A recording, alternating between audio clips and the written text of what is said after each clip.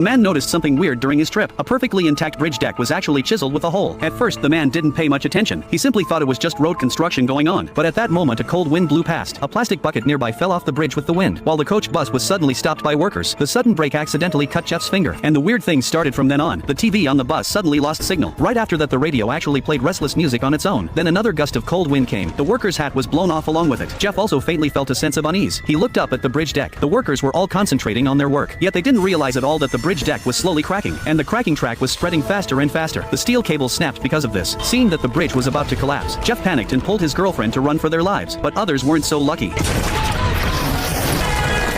Candace!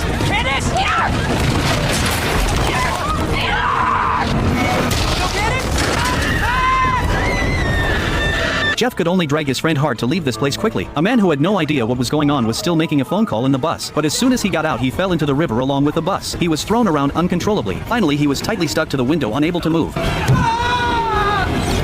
The whole scene was in chaos. The remaining few ropes also broke because they reached their limit. The strong desire to survive made Jeff and his girlfriend run as hard as they could, but they still couldn't outrun the speed of the bridge deck breaking apart. Someone tried to jump to the opposite side, but couldn't hold on and fell into the river. The bridge split into 3 parts. Many people were just standing on the middle section. At this time Jeff suddenly saw that the steel frames at both ends were intact, so he held his girlfriend's hand tightly to give her courage to move forward. Daisy maintained her balance, trembling with fear, and finally successfully inched her way to the opposite side. However, when Jeff was about to cross too, a cry for help from his friend suddenly came from behind. The kind-hearted him didn't hesitate and went to help. He led her onto the steel frame in the same way. Unfortunately, this friend didn't have a good state of mind. Besides, she had lost her glasses in the chaos. Her sense of direction and judgment disappeared immediately. Just at that moment, the steel frame suddenly swung violently. The woman hugged the steel frame desperately to escape disaster. Daisy stretched out her arms trying to save her, but in the end she still failed.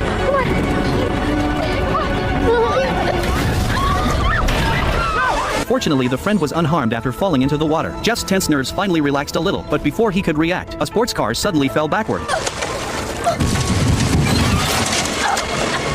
The threat of death was still spreading continuously on the broken bridge. The steel bars fixing the bridge body suddenly shot up.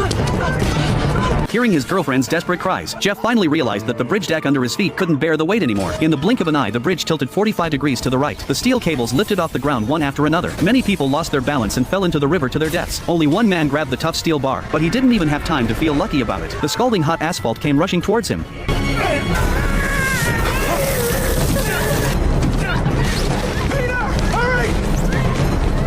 At the critical moment, Jeff and his friend jumped up quickly and reached the opposite bank by a hair's breadth. At the same time, the bridge behind completely fell apart. No one knew how many families were broken because of this accident, but the place where the two of them were was still not absolutely safe. The truck next to Daisy slowly rolled backward. The steel bars on the truck shot out like a rain of swords, directly piercing the friend like a hedgehog. This plunged Jeff into endless fear, but he quickly came to his senses and continued to run for his life. But then the truck above his head sent out the signal of death again. Jeff was so scared that he broke out in a cold sweat. This nightmare felt like he had experienced it personally. Suddenly the car braked sharply. Sure enough, his thumb hit the iron sheet of the front seat. Jeff's instinctive movement of treating the wound made him suddenly remember something. Just then the screen flickered and turned into snowflake noise. The restless music also started playing in the carriage. Jeff was so scared that he was breathing rapidly. He stood up and warned everyone to run quickly. At the same time, he grabbed his girlfriend and got off the bus in a hurry. Everyone was very confused by his behavior, but before they could argue to a conclusion, the bridge suddenly shook violently. Then huge cracks spread crazily on the ground. At this point, even a fool would know that something was wrong. Everyone quickly ran back and finally successfully saved their lives. But other people who didn't know the situation still couldn't escape the disaster. Everyone stared at this terrible disaster, too scared to say a word. But none of them expected that something even more terrifying was far from happening. Afterward, the police found them to ask questions, but no matter how Jeff argued, he couldn't dispel the inspector's suspicion. Although professionals stated that the culprit causing this accident was the hurricane, the inspector insisted that a conspiracy was the truth. This accident caused countless people to be separated from their loved ones forever, and also claimed the lives of many colleagues. But when everyone was about to leave after the memorial service, Jeff suddenly ran into a weird man whispering to himself. Death doesn't like to be cheated. Excuse me? What's that supposed to mean? You all just be careful now. Okay. Thanks for the advice. His friend didn't take the man's warning seriously at all, but an inexplicable panic surged in Jeff's heart. Time quickly passed to night. His friend accompanied his girlfriend to attend training. Considering that the indoor cooling system was too ineffective, the staff had to connect an electric fan to relieve the heat. But everyone present ignored one thing. That was the outer skin of the wire at the connection was damaged. At the same time, the pipe above suddenly started leaking water, and it coincidentally dripped next to the wire. After a while, the girlfriend was about to perform, but the rubber band on her wrist snapped without warning. This made her feel a sense of foreboding, but she didn't have time to think more, because the coach kept reminding her. She climbed climbed onto the equipment and started training, but at the same time, the fan on the top was spinning too fast, causing a screw to fall off, and it hit the balance beam right on target. At this time, the girl was completely focused on her movements, not noticing the danger under her feet at all. Fortunately, she avoided the screw with every movement, and finally finished her performance safely and took a bow. That's it. Every time, Candace.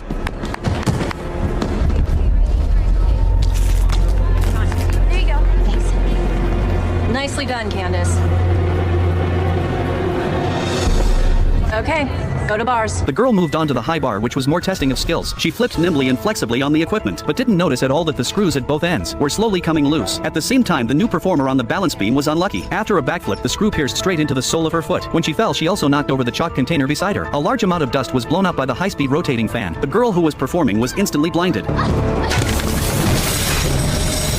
The police soon arrived at the scene to reconstruct the accident, but no matter from what angle they approached it, they still couldn't figure it out in the end. Soon Jeff found his friend. At this moment, his friend was completely confused. Why did his girlfriend have an accident on the high bar which she was good at? Suddenly, through the crowd of people, Jeff found that the weird man was also here, but in the blink of an eye, the man disappeared without a trace. Everyone was shrouded in the shadow of their friend's death. At the same time, affected by the frequent accidents, everyone was a little uneasy. Only the nearsighted girl seemed different. The reason was that she had a deep prejudice against gymnastics, thinking that this sport was inherently associated with risks, and an accident was not surprising at all. After saying that the nearsighted girl went out first, but when she was picking up her bag, she accidentally broke the photo of her and her friend. But considering that she was in a hurry to go out, she didn't take this matter to heart. She put down the photo and walked straight out. And there was another weird man in the company. He seemed very indifferent to his colleague's tragic accident. He even secretly stole the other person's belongings, and also found that a colleague had a coupon for a sauna, so he went there according to the address. The girls here were all as beautiful as fairies, which instantly made the chubby guy dazzle. When walking to the room, he also couldn't help but pat the statue a few times. But when the chubby guy was about to get down to business, he found that it was completely different from what he had imagined.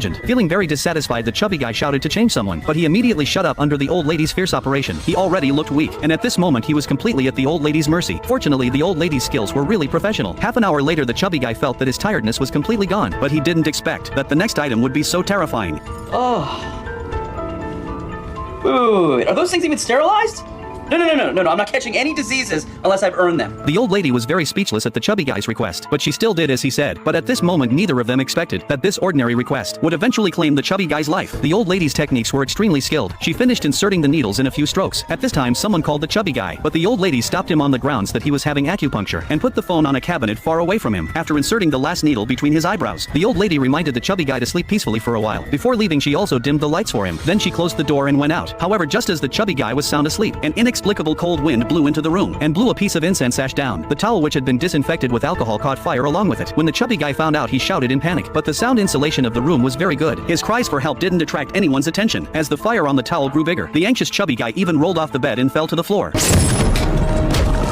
A large amount of alcohol slowly flowed out, and the chubby guy fell into a coma completely. Soon the alcohol spread all over the room. When he woke up, the chubby guy struggled to get up by supporting the bed, then stumbled toward the door. But just then someone called again. The phone had been set to vibrate mode by him. It kept pressing against the candlestick outward, and finally fell down.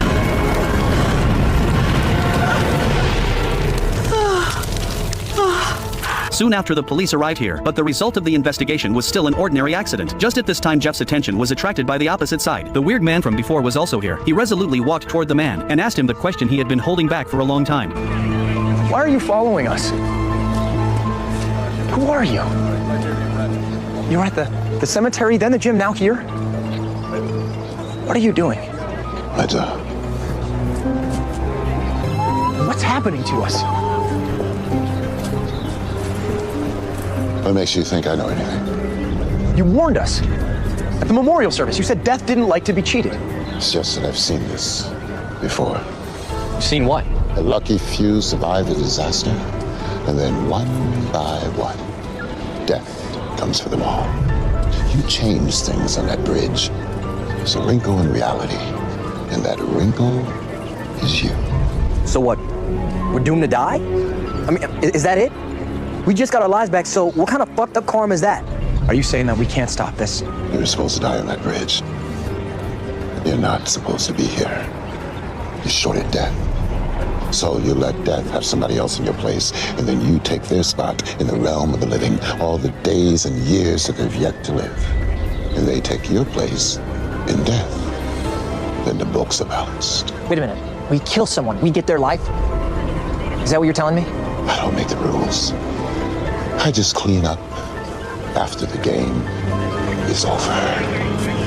After saying that, the man turned around and left, while everyone stood there lost in thought. The man's meaning was very clear, that the next victim would soon appear among them. However, regarding this conclusion, Jeff had his own thoughts. He thought that the result of everyone being killed was not valid. The reason was that in his dream back then he saw that Daisy finally survived because she escaped the bridge collapse. Jeff originally wanted to use these words to refute the man's statement, but he didn't expect it to arouse his friend's dissatisfaction. At the same time, the nearsighted girl was talking to the doctor because she had encountered too many misfortunes. She said she didn't want to live with glasses anymore before the treatment officially started. Following the doctor's instructions, she left her water cup on the water dispenser outside, but no one would have thought that this small action would trigger all the subsequent disasters. Sensing the nearsighted girl's panic, the doctor thoughtfully prepared a doll for her. Then he used equipment to fix her head. After completing the preparations, the doctor raised the surgical tools in his hand and held open the nearsighted girl's eyelids, but she was so scared that she exerted too much force and actually tore off one eye of the doll. Of course, the doctor, who was fully focused, didn't notice this at all. Instead, he quickly typed characters into the computer. After opening the data, he noticed that there were some errors in the content. The doctor opened the door and went out to confirm the information. The empty operating room was left with only the nearsighted girl. At this moment, the water level of the water dispenser suddenly started to drop. The water bucket shook and knocked the paper cups on top off.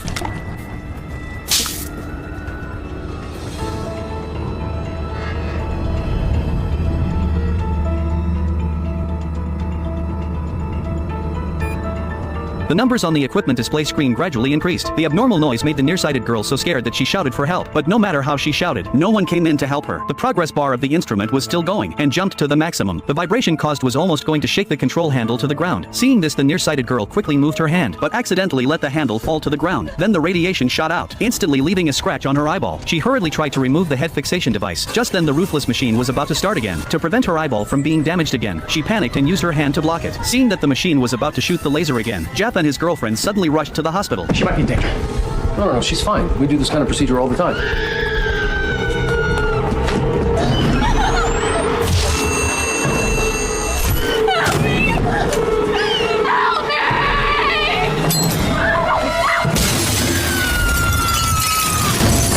With misfortunes happening one after another, Jeff could only silently accept the reality. Even the inspector's opinion had changed. What do you want from us? I want you to tell me what you think is going on. 2 deaths? Okay, all right. That's a coincidence. 3? That's a pattern. I know you two didn't do this. All right? But I think you know something. What is it? But I think you know something. We don't know anything. Take a guess.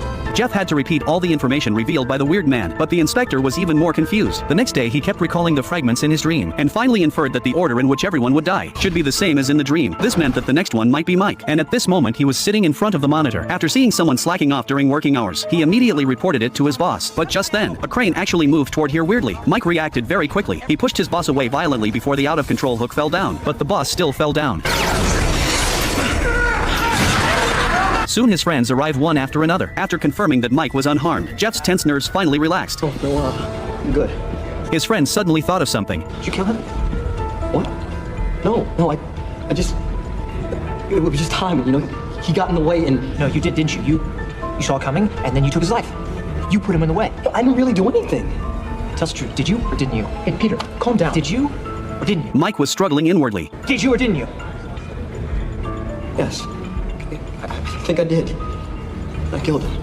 His friend inferred that if nothing unexpected happened, this meant that Mike was no longer on death's list. But who would be the next one? As everyone was talking, the bald man also arrived here. Who wants to be the first to tell me what the hell just happened? Who is it, Sam? Who's what? Dennis!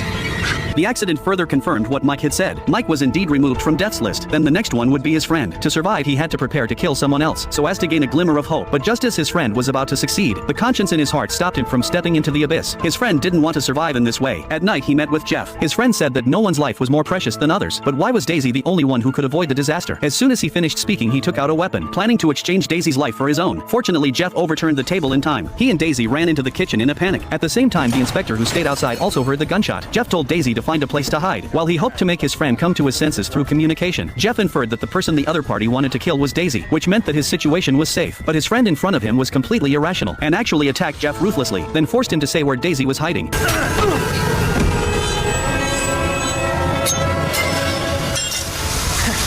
Not your time yet.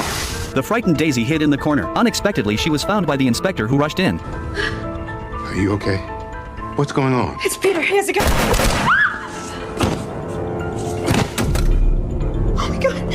No one expected that the innocent inspector would become the substitute. Daisy begged Peter to let her go. Even though the other party had already got what he wanted, he still used the excuse that Daisy had witnessed everything, and still didn't plan to let her go. After all, he didn't want to leave a witness alive. At the critical moment, Jeff suddenly appeared, grabbed a frying pan and directly knocked Peter's weapon away. Unfortunately, Jeff's combat effectiveness was far inferior to Peter's. He was defeated after a few rounds. Then Peter picked up a weapon and walked toward Daisy. At this time, the pistol had been heated to the point of deformation. Then Jeff grabbed a pitchfork and attacked from behind, and personally brought an end to this crisis. It's gone. You killed him. So does that mean I get Block's life? Yeah. Yes, I do. After experiencing all kinds of terrible disasters, the two of them planned to go far away to relax. Who would have thought that they saw someone fooling around on the plane? One of them was still talking nonsense constantly. Jeff didn't pay much attention to this, just regarded it as a farce. But after the plane rose into the air, that restless song suddenly started playing in the cabin. Jeff immediately realized that something was terribly wrong. Then the flight suddenly jolted violently. After the plane stabilized, Jeff's heart finally calmed down a little, but looking at his finger, it was actually exactly the same as the scene back then. Then the engine sparkled. No.